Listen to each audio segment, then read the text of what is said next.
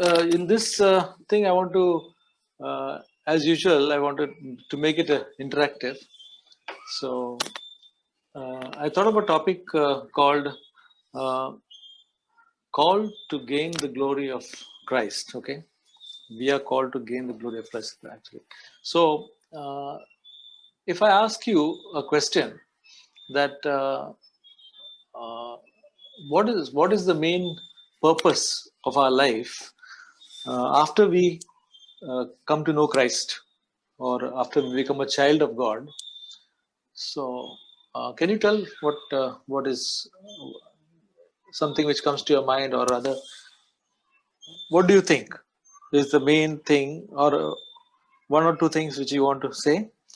What is the purpose of after becoming a child of God? Now, what next? To become like Jesus through the power of Holy Spirit. Okay, one. Okay, anybody? Just keep on whatever comes to your mind. Don't feel if it is. There's nothing which is wrong.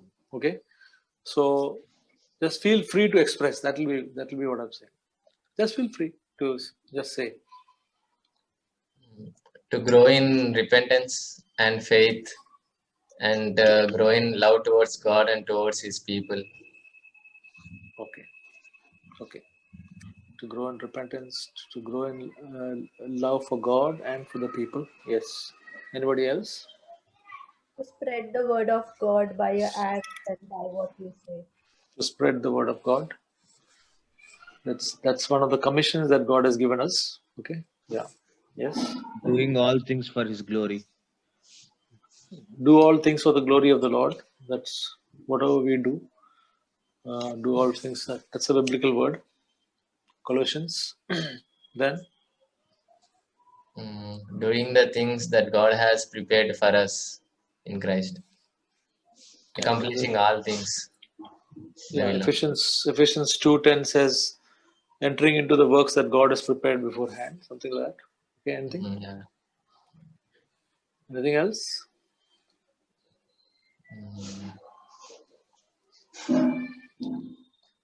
Good. Fellowship?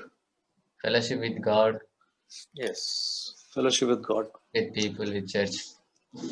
Right. So these are all correct answers, and these are all a part of our Christian life. Okay.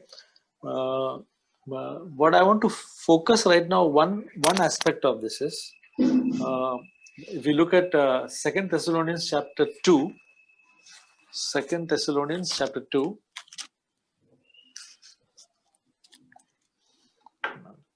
verse 13 and 14.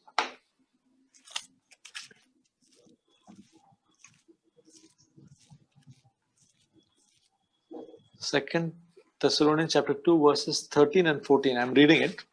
I hope you have your Bibles with you.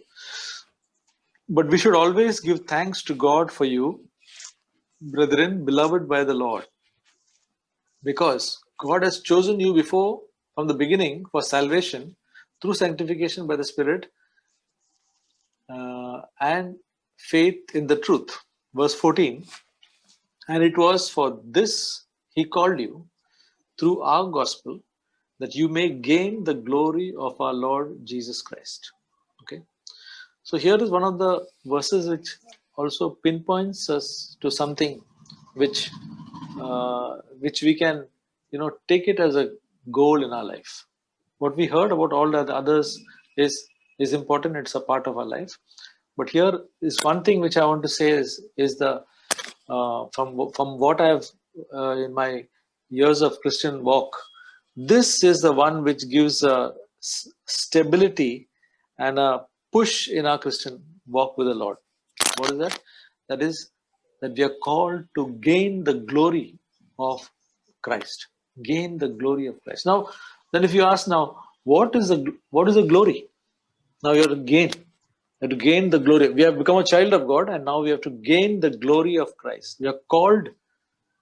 Christ has called us to gain the glory, gain His glory. So, what is the glory? What is the meaning of glory? Glory is character of Jesus. Yes, you're absolutely right. Anybody else want to say something?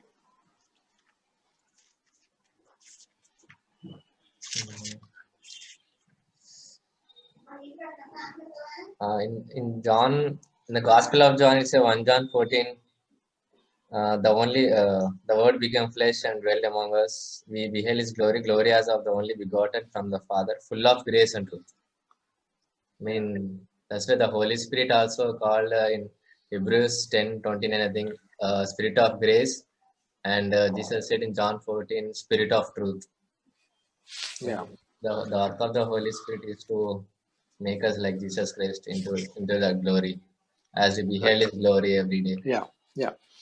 See, why I'm saying is because sometimes when we think of the word glory and like even in the present day Christianity, people think that glory is something, some great majesty, some brightness, or some show, and some like a king, like something like that. So that's a glory. You think the normal word glory, but that is not, as we heard.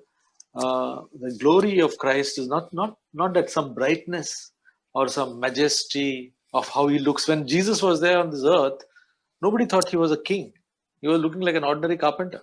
Okay, so but then let us look at the verse which Kiran said for John 1:14. John 1:14 says, and the word became flesh. The word became flesh means Jesus became flesh. He was God and he became flesh and he dwelt amongst us. He dwelt amongst us.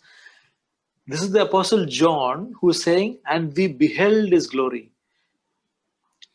These apostles, they were with Jesus, and he was an ordinary man in the sense that all the people saw him, but these people are writing that we beheld his glory. Glory as the only begotten from the Father, full of grace and truth. So when they saw Jesus, they saw that every mannerism and every way of him, the what he spoke, what he did, was something like so glorious in their sight.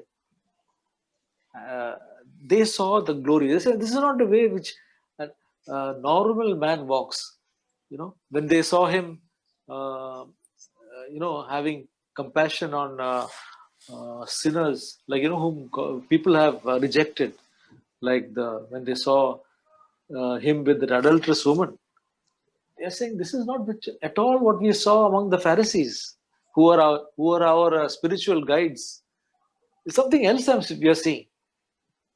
Huh? When they saw that woman who came to that in Luke chapter 7 to this Pharisee's house, and Jesus was reclining and she was weeping, and Jesus said, "He who is forgiven much loves much." So, pardon? Yeah. Sorry. Yeah, yeah. So this and so many other things. The way he replied to the Pharisees, the way he drove the money changers off, and so many other things that they said. They beheld his glory. So that is one thing. So the glory of Jesus, if you see in John 1:4, John 1:4, in him was life, and the life was the light of men. In him was life, and the life was the light of men. Not something else, not just his words, his life. From his life, Jesus says, the word of God says, a good man out of the good treasure of his heart brings forth what is good. So Jesus' heart was full of good treasure, full of good treasure. And whatever he spoke, there was nothing, there's not a single evil treasure in him. Dear young people, I was challenged by this verse, in Matthew chapter 12, which says, a good man out of his good treasure brings forth what is good. When we speak something ill about some people, we criticize some people, or we speak negative, or we speak badly about somebody. You know why we speak? Because that evil treasure is in our heart. The mouth speaks what comes from the heart. Okay, Jesus said. So we must be careful that not a single evil treasure is in our heart. Let us look at that word in Matthew chapter 12. Matthew chapter 12.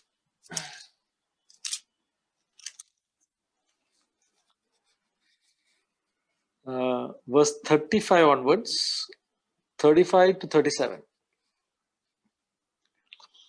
Matthew chapter 12, verse 35 onwards. The good man out of his good treasure brings forth what is good, and the evil man out of his evil treasure brings forth what is evil. And I say to you that every careless word that men shall speak, they shall render account on the day of judgment. For by your words you shall be justified, and by your words you shall be condemned. I want to, this was not what I thought of telling, but I want to tell you because this is our words, dear young people, dear brothers and sisters. Our words are very important. We are the people, what our words speak of. If we speak words of negative words, condemnatory words, criticizing words, then we are people who are where God cannot use. We will never be able to encourage people. Criticizing and speaking ill and encouraging will never go together. It's just like bitter and sweet water will not go together. Okay, so I'm telling you, I was a man who used to speak negatively about any person. It would just flow. If somebody speaks, he is like this. Okay, that fellowship, they are not so spiritual. We are spiritual, they are not spiritual. This was my way of talking. Okay, and God convicted me and changed me, changed my life. He's changing me still. And anytime I have a negative thought or evil thought or not a good thought about some person, I say, Lord, I'm the one who's wrong, not that person. Because I want to preserve my heart to have a good heart. I don't want a single wrong thought and wrong thinking of anybody to be into my heart. So when I see the next time, I will always be able to be good to them, to every man. So that is what Jesus was. He said, in him was life, and the life was the light of men. So we are called to gain this glory of Jesus. If you read in Hebrews chapter 1,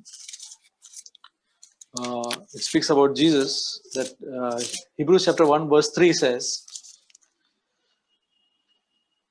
and he is the radiance of his glory and the exact representation of his nature, and upholds all things by the word of his power. Speaks about Jesus, that he is the exact representation of his nature. So suppose we want to see the glory of Jesus, then the word of God is one of our great help. This word which we are reading, earlier I used to read the word of God and I used to try to obey and all that. But now when I read the word of God, I'm noticing how Jesus was talking, how Jesus was behaving, and that is attracting me, and that is giving me a message now. Okay, that is giving me some message, because I want to gain his glory. I want to be like him. So from the word of God we see what Jesus spoke, what he did, and that is the exact representation of the nature of God. If you want to be like Jesus, we have to read the word of God. If we don't read the word of God, how will we know about Jesus? It just doesn't come into our mind. The word of God is the one which is a mirror from that we see Jesus, and so that is one thing we have to do.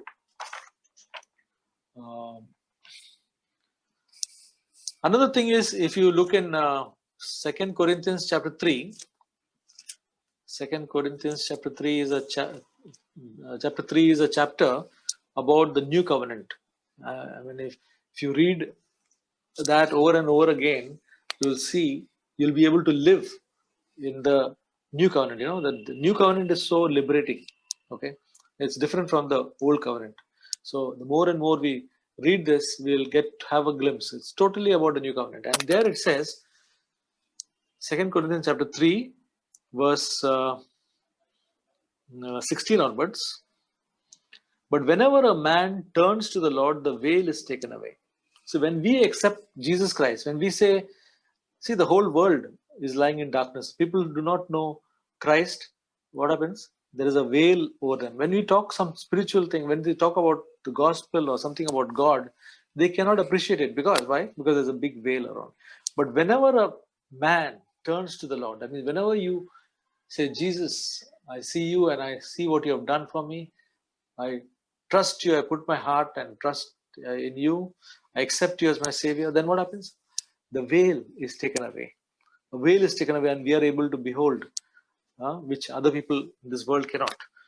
So now the Lord is a spirit. The Holy Spirit is a Lord. So we must always call the Holy Spirit Him and not it. This is just in passing. Whenever we practice it now, Lord, I love you. Lord, you are my Holy Spirit, you are my strength. So the Lord is a spirit. And where the Spirit of the Lord is, there is liberty. So when God wants to make our lives more and more free. That is when the Holy Spirit lives within us, we'll be more and more free. Verse 18 is what I wanted to say. But we all with unveiled face, beholding as in a mirror the glory of the Lord, are being transformed into the same image from glory to glory, just as from the Lord the Spirit. I see it like this. We all with unveiled face, beholding as in a mirror the glory of the Lord. So we have read the Word of God in our daily. It's a very good thing to daily read the Word of God. Maybe have a practice of what is it? Orderly reading of God's Word. Okay, we must, when we read God's Word, we should not read. Today we take the book and then we flip open one thing and you read from Isaiah something, and then the next day you read Corinthians, and the next day whatever your Luke comes in. That is not the way to read. You have to read it orderly. Just as we take a book, suppose we want to read a storybook or a novel, we read it from beginning to end. Same way, the Bible also has to be read in an orderly way so that we know what the content is. So we read the Word of God in our daily day-to-day life. So that is a mirror. We see something, and then we are not reading the Bible every day, every moment of our life. I mean, every moment of the day. We read in the morning, we read in the evening, or whatever it is. But then we go to work, we go to school, we go to college, we are at home. The time the normal life, routine, mundane life goes on. But we can still see the glory of the Lord. How? So, say we are with our parents, we are having an argument. Okay, mother says something to do, and we say, "No, I have so much time, and I don't have this time. I'm so busy," and you talk back in a way which a loud way, and rather in an argumentative way, and then suddenly you say, you just pause and say, "Is this what Jesus would do?" And just look up towards the Lord, or look towards the Lord, and then you'll get a glimpse of what He would do. In our situation, in our workplace, in our maybe we are suddenly thinking something very proud about ourselves, what we have done, and suddenly we pause and say, "Oh, is this what Jesus wants? Is this what Jesus would do?" And we see that He would not do that.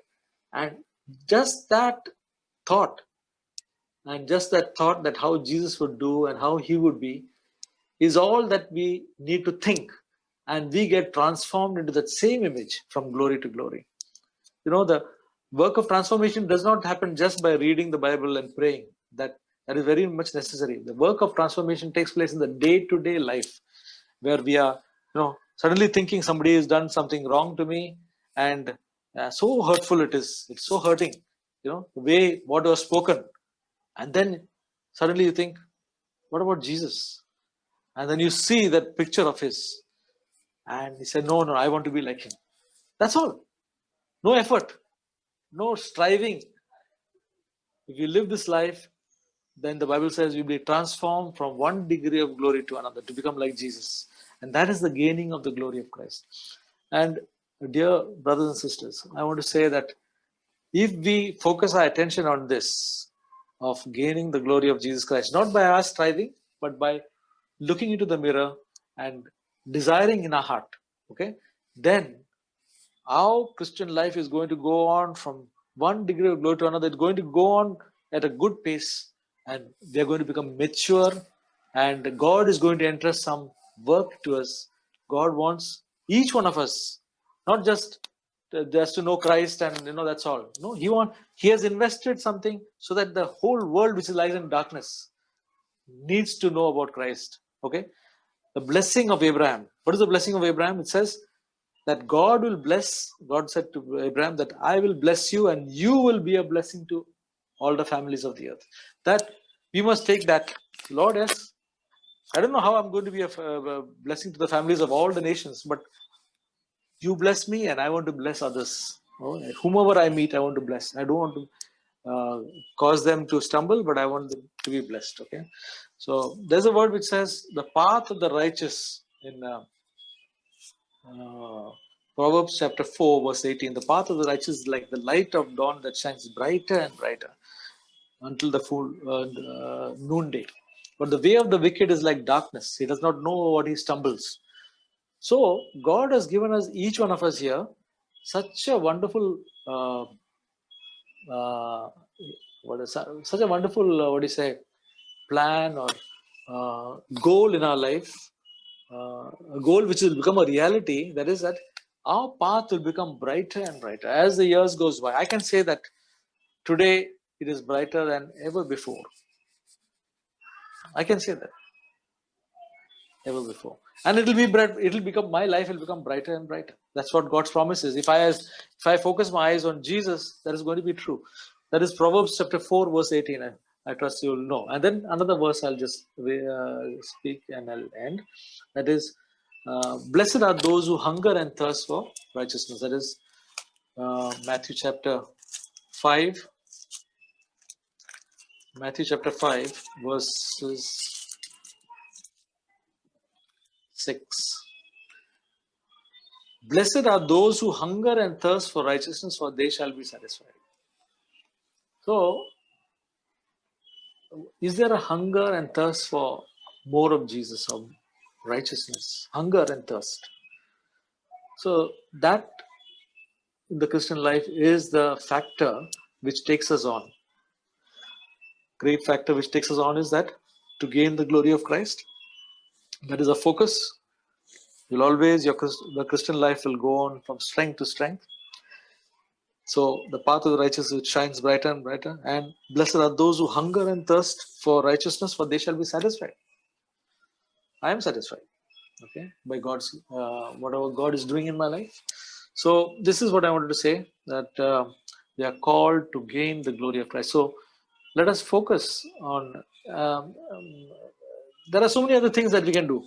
Say, Shweta said something which is important. Is a commission of Christ. Okay, that is what.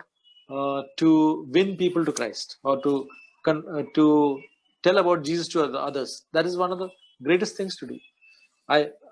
We can carry tracts and give, but I want to tell you that some people, they only focus on that, and suppose they focus on giving this thing, and they don't think about the way they talk and the way they behave in their workplace or this. I'm not saying that I've seen anybody doing that.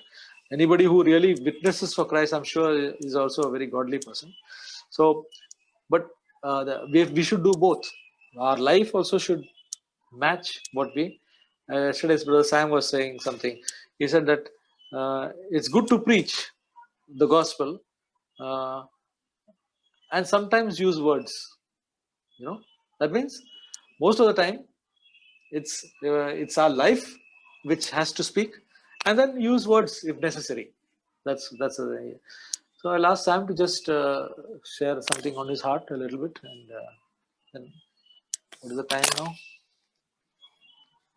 Yeah, Sam, you can take about 5 to 10 minutes. So we heard about the glory of Jesus Christ, which is the life of Christ.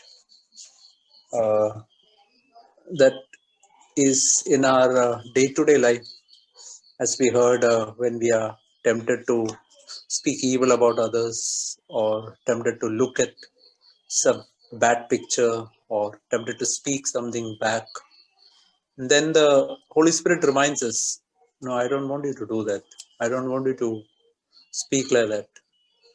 I was thinking of this word in 2 Corinthians chapter 4, verse 6.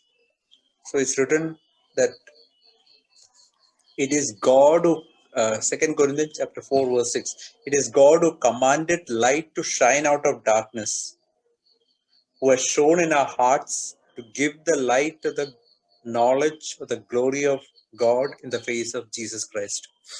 You know, on the first day of creation, there was total darkness, and God commanded light to come. You know, as soon as the light came, what happened? All the darkness just fled, just got removed. So that is the picture it is given here.